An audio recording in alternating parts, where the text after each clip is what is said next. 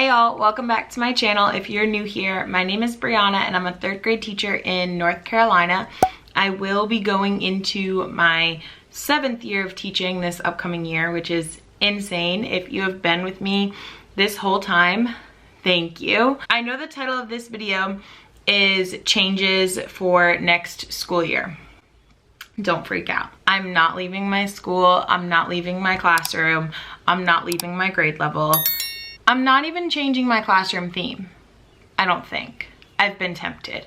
But the changes that are happening have to do with the way I run my classroom, different things I do inside of my classroom, and things like that. If you don't follow me on Instagram, I asked y'all to give me some requests or ideas for videos you wanted to see this summer. And a big theme that kept reoccurring was what worked in my classroom this year, what didn't work, and what changes will I be implementing next year. And I thought it would be a really good idea to lump all those together. So if you want to hear about the new things I tried that I didn't actually vlog about, since I didn't vlog a lot this year, then keep on watching.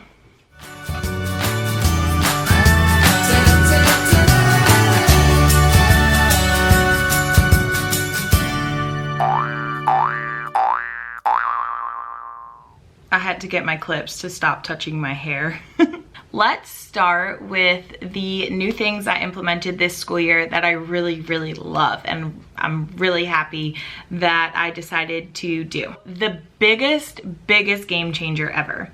And I know people have done this for a while, but I just do flexible seating in such a different way that, I don't know, I thought about this for years and I didn't know how to really make it work, and I just threw it out there and it worked. Oh my gosh, I'm gonna put it on the screen now. But this was my flexible seating choice board. Now, if you're familiar with my classroom, I have my students sit at their desks in regular seats while I am teaching. When they go to do their independent work, when they're spread out around the room, anything like that, which is mostly just their independent work center work, times, we discuss times that they're able to sit in the flexible seating option, but that is when flexible seating comes into play. And I love this so much because it switches up their day, gives them somewhere else to sit around the room, gives them something to look forward to, a comfy spot, a change of scenery. I think it's just the best of both worlds. Like, they have their traditional desk with their traditional seat for the times when they need it, and they have their flexible seating to switch it up, like I said. As you can see on my chart, I have all of the options of the items around my room. Now, I just threw this one together super quick, one random afternoon, so I'll probably amp it up a little bit next year, but I mean, it served its purpose. And in the little squares, my students had their numbers with Velcro on the back, and they would place their number on their choice for their seat for that day. The reason I started implementing this was because, holy cow, the amount of times the kids fought over the beanbag or fought over the little ottoman. Like, they all just wanted to sit on the same things, and I was tired of like saying, oh, it's your turn today, it's your turn today, or they would sit too close to their friends. So this was my way of not having to worry about fighting over seating options, as well as keeping the kids spread out around from their friends, and giving like a specific amount of students that could be on the carpet. Because in the beginning of the day, when they would move around the room to silently read, after they were done with their morning work, they would all gather to the carpet, and all my boys would go and mess around and read together. And like, granted, they'd kind of be reading, but like, it's just too distracting for me in the morning. So I had to set a limit to where they could sit, who they could be with, how many kids per carpet, whatever. This worked out really nicely. Now, all of my students did not get to spread out every day. I did an odd and even system. My cooperating teacher from when I student taught 8 years ago, I guess technically 7 years ago, she did this odd and even rotation for when you could spread out around the room. I used the calendar, and when it was an odd day on the calendar, those kids got the choice of spreading out, and when it was an even day, even just did. So most of the time it was every other day. There were some days where like either they didn't get a chance to spread out that day because of schedule wise, or the way breaks fell, it didn't like go in order, and the kids would get in a little bit of a tiffle because of that, but like whatever, okay? That is the easiest way, I think, to keep it on track, because if I forget if yesterday was odd or even, I simply just look at the calendar. I will say the only thing that was tricky about this was when I would let my students choose.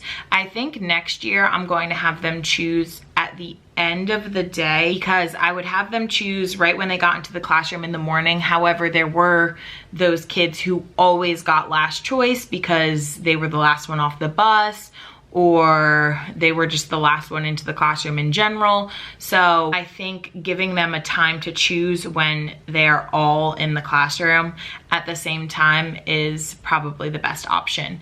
Now, I guess then I'll have to decide, okay, who goes first based on everyone who's there, because it was kind of like a slow start, like whoever came in just made their choice. So if you guys have any ideas, let me know down below. I could totally base it off of behavior, but then I have to look into the points and like class dojo, and I don't want it to be like too over the top. So if you have any ideas for that, let me know. My class had 17 students this year, I want to say, yeah, 17 by the end of the year. So it was kind of like a rotation of 8 or so that got to spread out every day. So what can I do with those 8 to switch it up?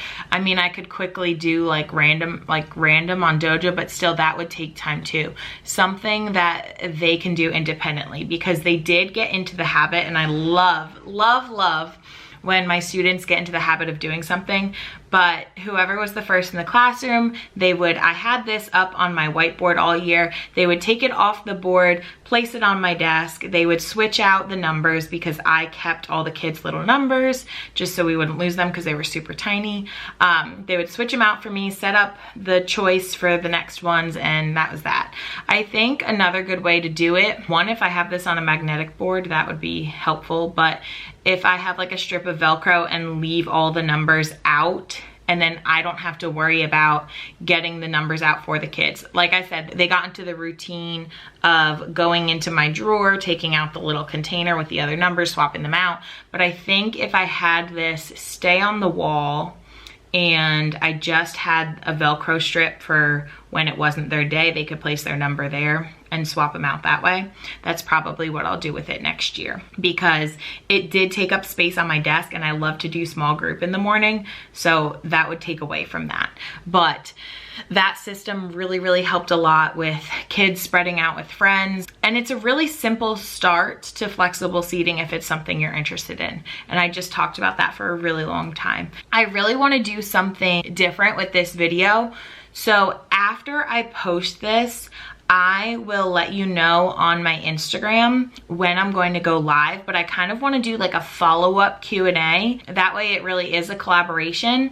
So you can leave comments and I'll like answer the comments on the Q&A. I think I want to try. So if you're not following me on Instagram, definitely follow me on Instagram. After you watch this video, I'll let you know when it would be soon after I post it. I'm going to do a Q&A live on Instagram, and then you can show up there and we can bounce ideas off of each other that we're talking about here, or if you have any questions about something I said, I can elaborate more there. So yes, I think that will be fun. So definitely follow me on Instagram. The next thing that worked this school year was my mailboxes. Oh my goodness. Anything that needed to be passed out, I already had in all the kids' mailboxes. Homework was passed out, or I had a student put it in there that day.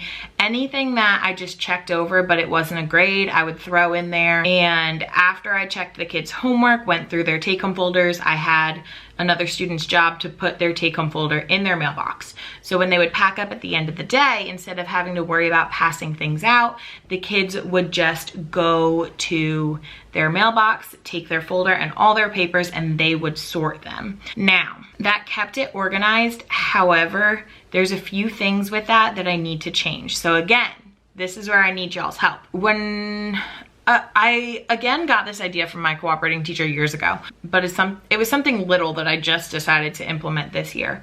Or 2 years ago. Maybe I did it 2 years ago. I don't know. Before COVID, I started it, and then during COVID, I couldn't do it. The problem was I didn't really have a time in the day to check the kids' folders. So I had them turn in their take-home folders in a basket in the morning. This basket was under their mailboxes. And I never had a moment to go through, see if they had any notes, see if they were turning in any money for anything that we were collecting money for, pictures, whatever, to pull their homework out. Like, I want to be much more diligent about that next year. And what I did in all the way back to 4th grade is when my kids would come in the morning, they would bring me their agenda. I would check if it was signed, and they would bring me their folder, and I would check their homework quickly right there. The problem with that is for my kids that come in early, that would be simple. For my kids that come in late though, that would be a little bit more difficult. I also like to pull kids in the morning and do a quick little like small group, or just one-on-one with their morning work to refresh them with a skill that they're practicing on their spiral review. And I really, really like that time for my spiral review, like little meetings. So I really don't want to check folders in the morning like that. However, I do want a time to be able to do it. And the problem is the way our schedule works, as soon as the bell rings, we need to start immediately. So it's not even like my kids can continue reading and I could do that. Or I'm just trying to think. If I did my first guided reading rotation and didn't pull a group, and just had it be a rotation where my kids work independently, then I could have that moment for me to do that like housekeeping stuff. But I'll have to see with my schedule. We're also getting a new principal. I don't know how she's going, what her expectations are going to be. So that will be interesting as well. But I would check my kids' homework when we were eating lunch in the classroom. So that's when I would go through their folders. But we don't eat lunch in the classroom anymore. And also my therapist yelled at me, well, didn't yell at me, but highly suggested that I took my lunch for myself and stopped working, because I'm very bad at giving myself a break. I feel like I need to be constantly going. So we don't eat lunch in the classroom anymore. We're back in the cafeteria, so I cannot check their homework and their folders during that time anymore.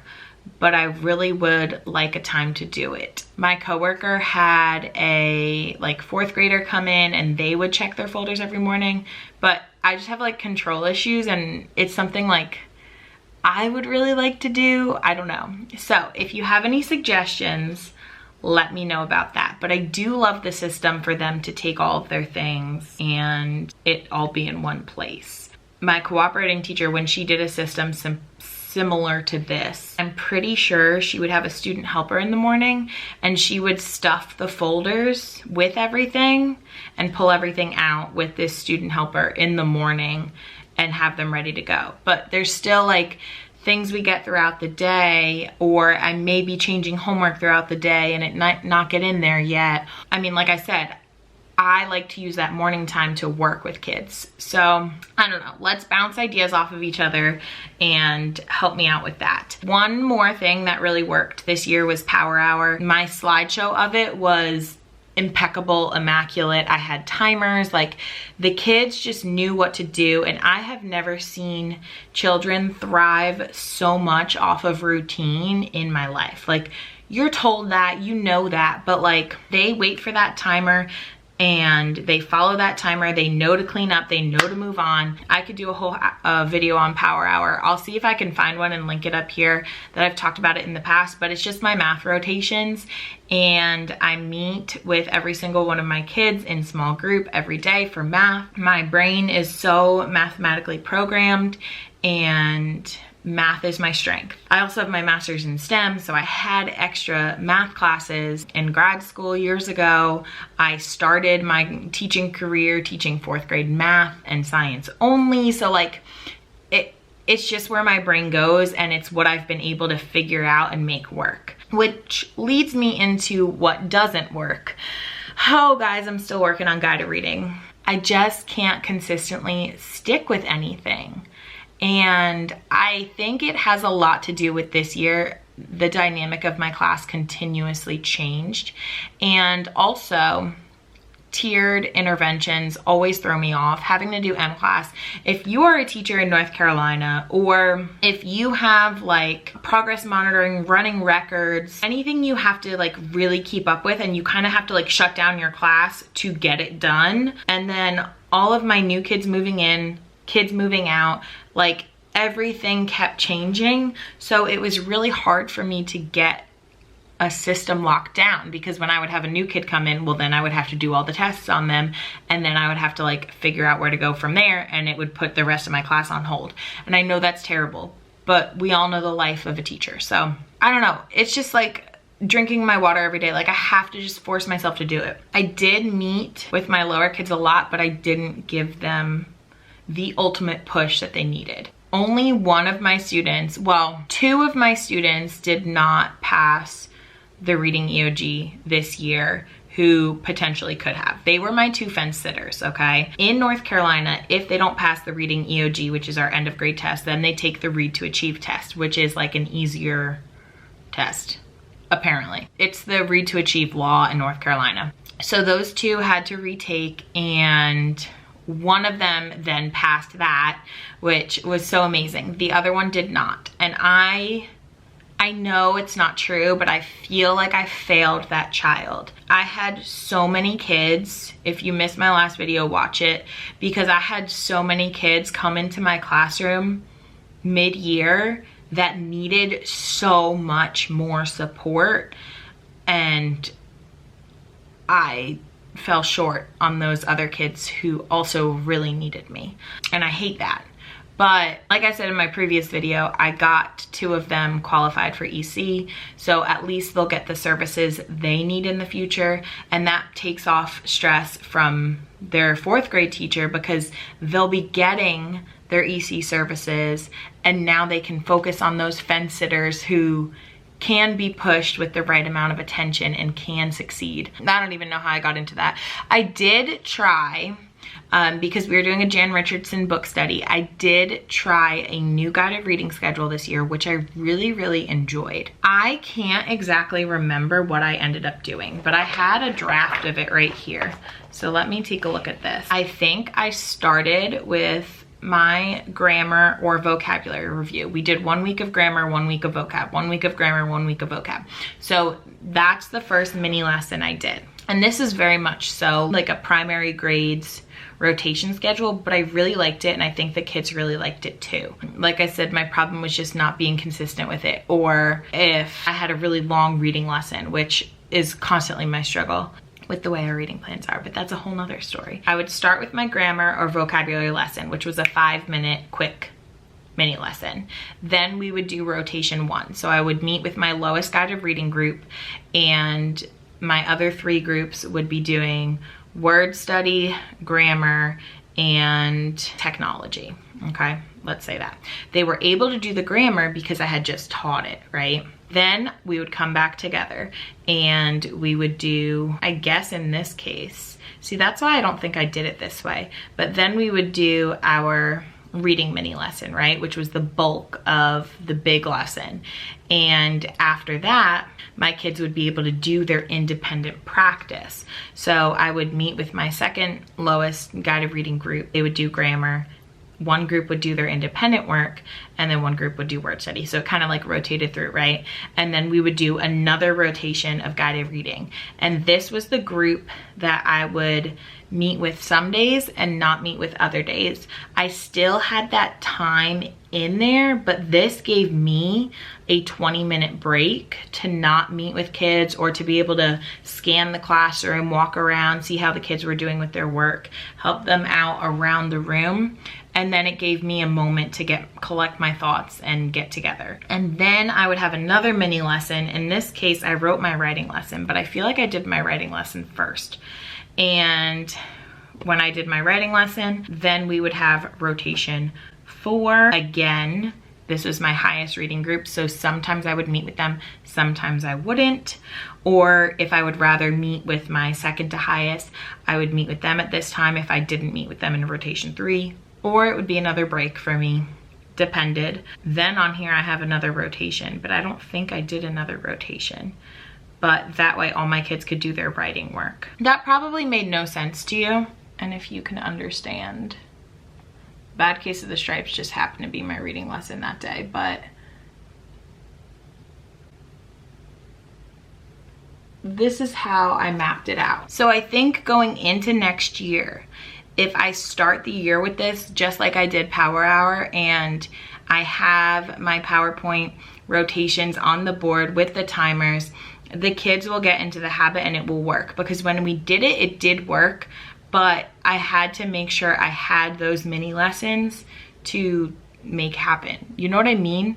I don't know. Tell me if it's similar with you guys, but like our bulk mini lesson, like sometimes I only have one reading lesson that day, and it's usually just the comprehension strategy. So again, let me know. Other than that, the last thing I need to fix next year, I have a vision for a slow start, quiet morning where my kids come in, they unpack, they turn in their folder, they write down their homework, they get started on their morning work.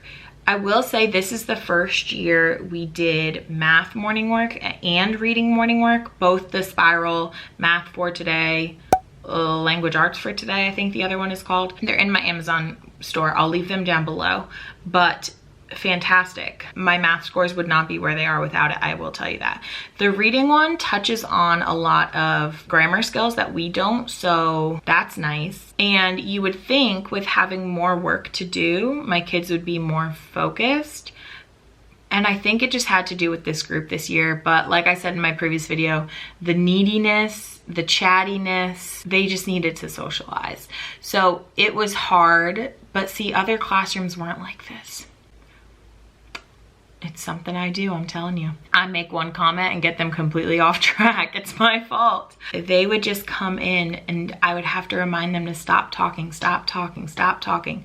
So I really need to push that next year. I know in the past, when I used to switch classes, someone from the county office observed me and suggested like having like quiet music playing while they come in, because that automatically like gets them in the right mindset. And I tried that a few mornings this year. It was just all over the place, but that's definitely something I want to do every day next year. That way they know it's a habit, and I just need them to come in quietly. If you have any suggestions, please let me know, and we will discuss in my live. Alrighty, finally, let's talk about new implementations for next year. Something I really want to focus on at the beginning of next school year is team building, which sounds so silly. It's like, Brianna, you're supposed to be doing that anyway. When I moved into 3rd grade from 4th grade, we started content right away, and there wasn't much time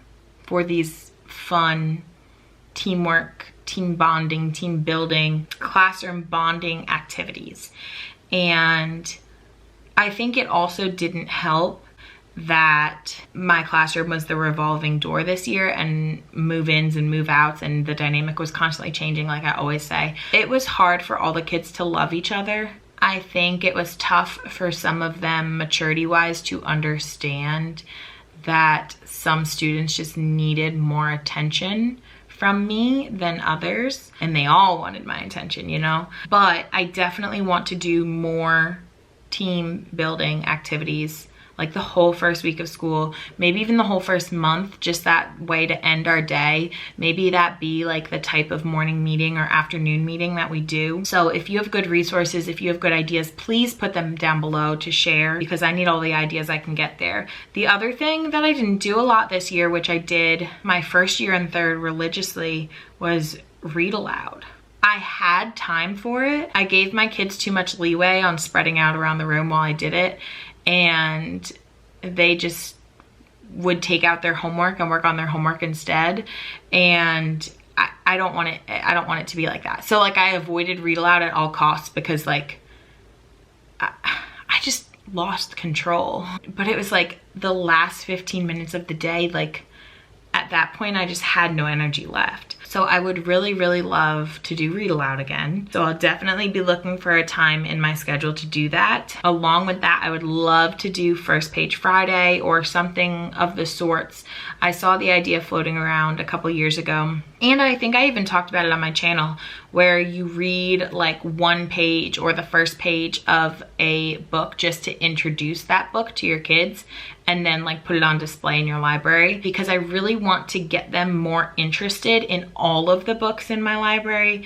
I really want to revamp my whole library this year as well. I have a lot of new books from Scholastic, which I'm going to talk about in one of my next videos, because if you are not signed up for Scholastic book clubs, oh my goodness, I do not pay for books anymore. My link is always down below. You'll get free a certain amount of points if you sign up through me, and then it gives me some points too, but those points you can always use to purchase books, and then if your students order, then you get more points. So like, I haven't paid for new books. Now, unfortunately, Scholastic does not have everything, but they do have a lot. I really want to revamp my library, which I'll probably work on instead of decorating my classroom, because my classroom is like, it's fine. My theme will stay.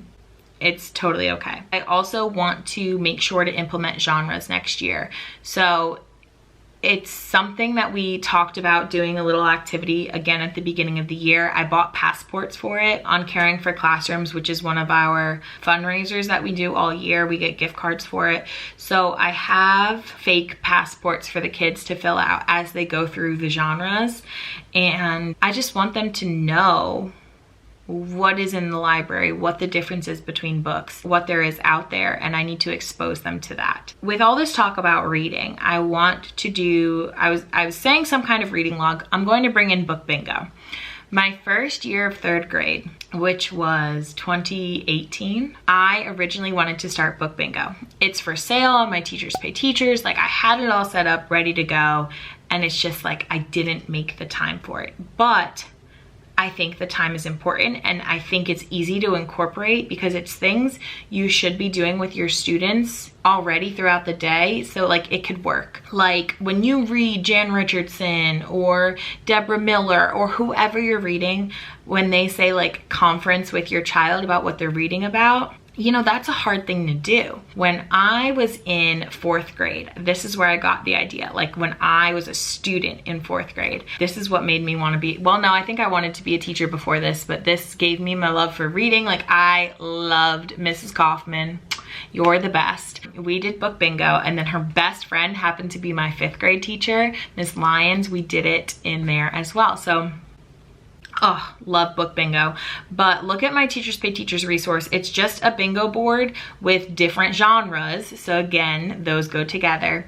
And the idea is after a child finishes a book, I remember we would go out into the hallway one by one, and a parent volunteer would be there, and they would ask us questions about the book. So this would not only help our comprehension, but in my eyes, it was like a, oh my gosh, did I read this book? Will I be able to answer these questions? As if the person who was asking the question knows every book. They don't, but the kids don't know that, you know? So if I can get a parent volunteer, because I believe we can get parent volunteers again this year, to come in one day a week, I'll have the kids sign up on a piece of paper for when they finish a book. And obviously parameters will be different for every student. Like if they're a high reader, they're gonna have to read more than one picture book if it's an easy one, or maybe it'll have to be a chapter book. I don't know. I'll have to work out all the details. But they'll meet with that volunteer in the hallway, answer a few questions about their book, and then they'll get a sticker to put on their bingo board in that genre. So it will get them to read different genres if they're trying to get bingo.